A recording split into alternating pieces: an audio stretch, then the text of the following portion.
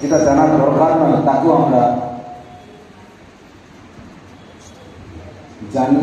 জানতে চাই, আর যেটা প্রকৃত আমাদের জানার দরকার আমরা সেটাকেও জানতে চাই। এই জন্য আমাদেরকে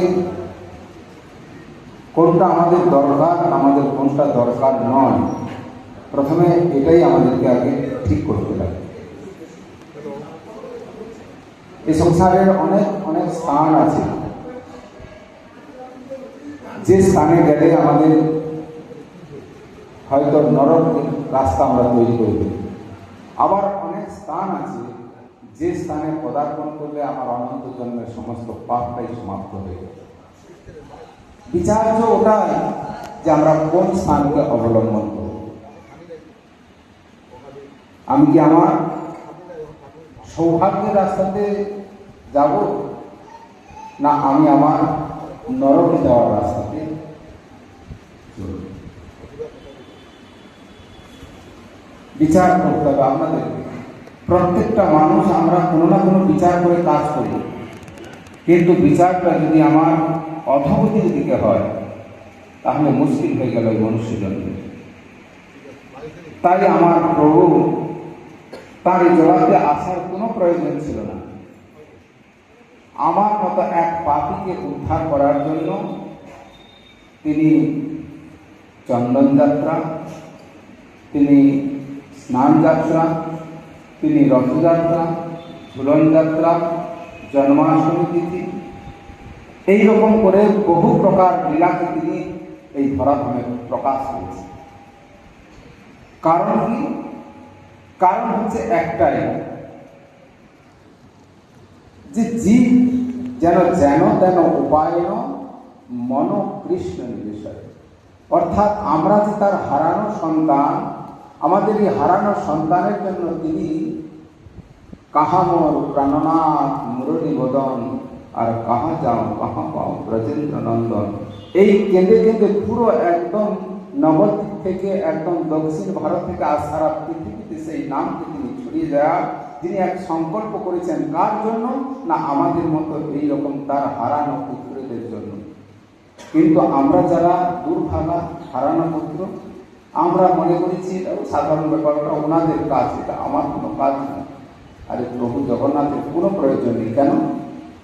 তিনি তো তার সহস্র তার সেবক, তার কি দরকার ছিল তার এখানে এসে এইরকম এক লীলা করা?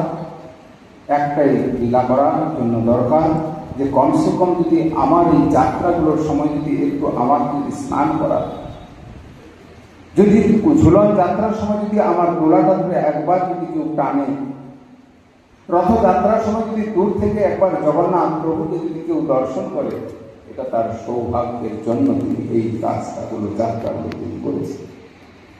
কিন্তু আমরা জীব, ওই দিকে তাকানোর জন্য আমাদের কোনো সময় নেই। কেন সময় নেই? মনে করতে হবে যা ভগবত সেবা করার যদি কারোর সময় নেই কেউ বলে, তার মতো দুর্ভাগা এই সংসারে কোনো মানুষ হয়।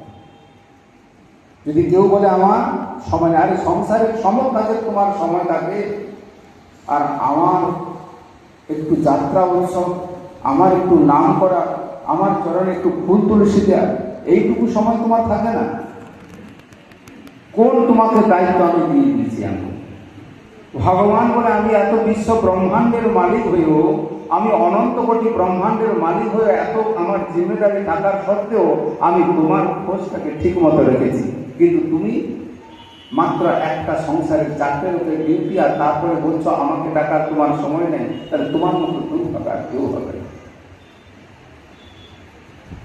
তাই জগন্নাথ প্রভু তিনি যাত্রাগুলো তৈরি করে আর গুরু বৈষ্ণবদেরকে আজকে দেখো এখানে টেনে এনে আর সেই কথাগুলোকে আপনাদেরকে শুনিয়ে আপনাদেরকে আত্মকল্যাণের জন্য একটা চেষ্টা করছে।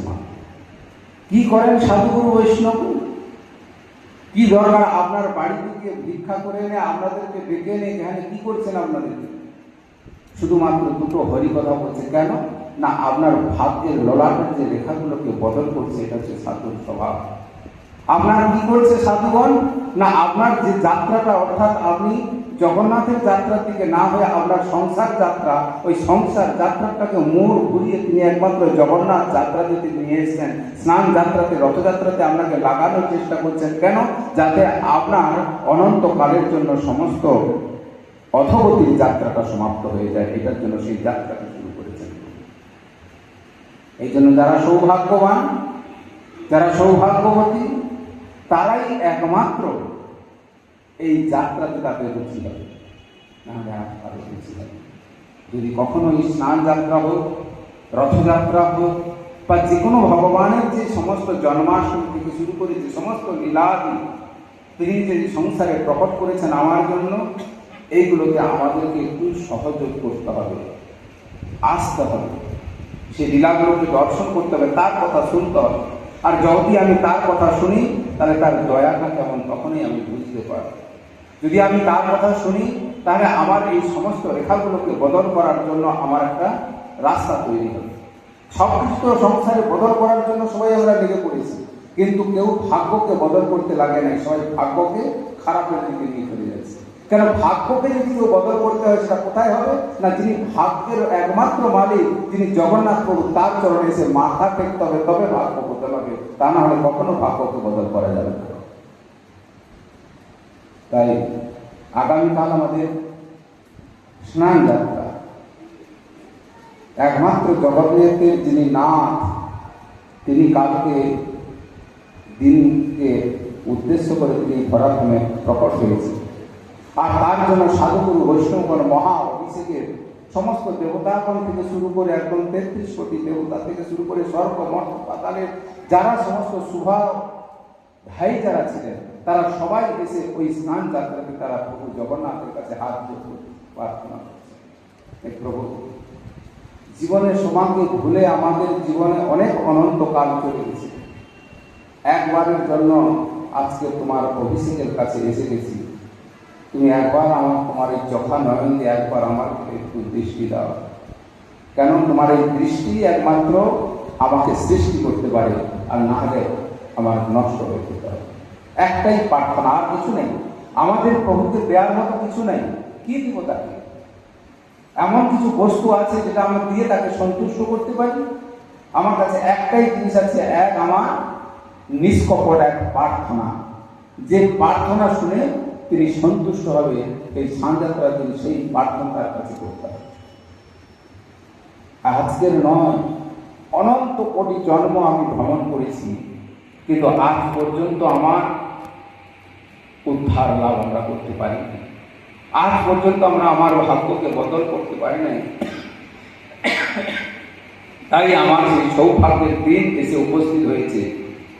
অবশ্যই আপনারা আগামীকাল 9টা থেকে 11টা পর্যন্ত আমাদের জগন্নাথ প্রভুর স্নানের ব্যবস্থা রাখা হয়েছে। যারা এসছেন তারা তো অবশ্যই আসবেন, তাদের কাছাকাছি যারা আছেন তাদেরকে অবশ্যই আপনারা নিয়ে আসবেন, একটু কষ্ট করে হলো। কাউকে যদি ভুল বুঝিয়েও যদি এখানে নিয়ে আসেন, তাহলে তারও একটা লাভ হবে। অনেক সময় মানুষ ভুল বুঝিয়ে কত খারাপ খারাপ জায়গায় নিয়ে যায়। যদি কাউকে ভুল বুঝিয়ে যদি এখানে এসে একটু জগন্নাথ প্রভুকে স্নানের জল যদি তার মস্তকে ঢালেন আর একবার যদি প্রণাম করেন, তা কালকের দিনে যার আবির্ভাব তিথি সেই প্রভু, তিনি সবাইকে আশীর্বাদ করার জন্য তিনি উদ্গ্রীব হয়ে আছেন। তিনি আর কালকে দেখবেন যে কারা কারা আমার এখানে এসছেন, তাদের সমস্ত কিছু লিস্ট হয়ে যাবে। এই জন্য যারা মাইকের মধ্যে শুনছেন, স্থানীয় যারা, তারাও অবশ্য আসবেন। যারা আপনারা দূর দূর থেকে যারা এসেছেন তারাও তো আসবেন।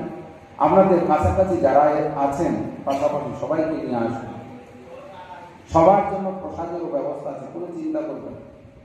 সবাই এখানে জগন্নাথকে স্নান করাবেন, প্রসাদ পাবেন, তারপরে আপনারা আপনাদের গন্তব্যস্থলে কোনো কাজে যাবেন। যদি সারাদিন কালকের দিনে যদি থাকতে পারেন, কিছু না কাজ করে না করেন, মন্দিরে যদি সারাদিন কাটাতে পারেন, এই স্মরণার্থ করে লেখা থাকবে যে আজকে জগন্নাথের স্নান যাত্রার দিন আপনি জগন্নাথের সামনে 12 ঘন্টা কাটিয়েছেন কি 15 ঘন্টা কাটিয়েছেন।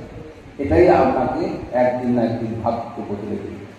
এরকম প্রভুর অনেক লীলা আছে, লীলাকে বলতে গেলে অনেক সময়ও লাগে। তো আমরা সংক্ষেপে এই জগন্নাথের স্নান যাত্রা শুনলাম। এখন আমাদের মহারাজগণ আছে, তাদের মুখ থেকে আমরা একটু হরিকথা দু চার কথা শুনবো।